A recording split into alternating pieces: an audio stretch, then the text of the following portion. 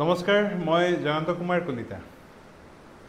দোকানী এজনৰ নানান সমস্যা থাকে। এই সমস্যাবিলাকৰ ভিতৰত যেনে বিক্ৰী কম, লোকচান, বাকীত বিক্ৰী কৰা পইচা ঘূৰাই নোপোৱা, ওচৰৰ দোকানৰ সৈতে প্ৰতিযোগিতা, অনলাইন ব্যৱসায়ৰ প্ৰভাৱ, লগতে আইনী সমস্যাবিলাক আছে, লাইচেন্স হওক, টেক্স হওক, GSTৰ সমস্যাবিলাক আছে।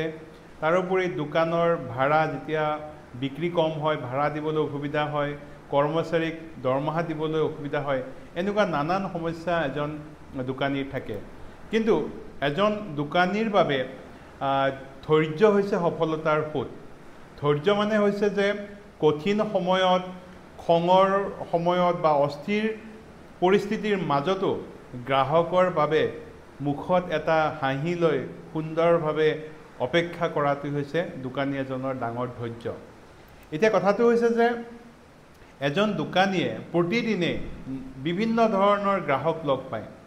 ইয়াৰ গ্ৰাহকবিলাকৰ বেছিভাগেই মানে ধৈৰ্যহীন, তেওঁলোকক বহুত কম সময়ত বস্তুবিলাক লাগে। কিছুমানে দামক লৈ কেচকেচাই থাকে, কিছুমান গ্ৰাহক আছে আৰু বুজিবলৈ সময় লয়। গতিকে এনেকুৱা ধৰণৰ গ্ৰাহকবিলাকো আছে।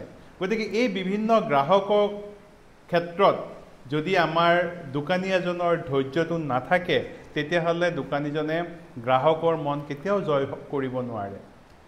ধৈৰ্য তিনিটা কাৰণত এজন দোকানীয়ে ৰাখিবই লাগে।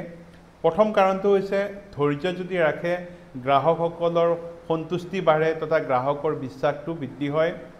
দ্বিতীয়তে দোকানখনৰ সুনাম হয়, আৰু তৃতীয়তে সেই দোকানীজনৰ মানসিক শান্তি বৃদ্ধি হয়। গতিকে যিসকলে দোকান দিয়ে, মোৰ এটাই অনুৰোধ যে আপোনালোকে যিমান পাৰে ধৈৰ্য ধৰিবৰ কাৰণে চেষ্টা কৰক, মুখত হাঁহি ৰাখিব, নিশ্চয় এদিন আপোনালোকৰ ভাল হ'ব। ধন্যবাদ।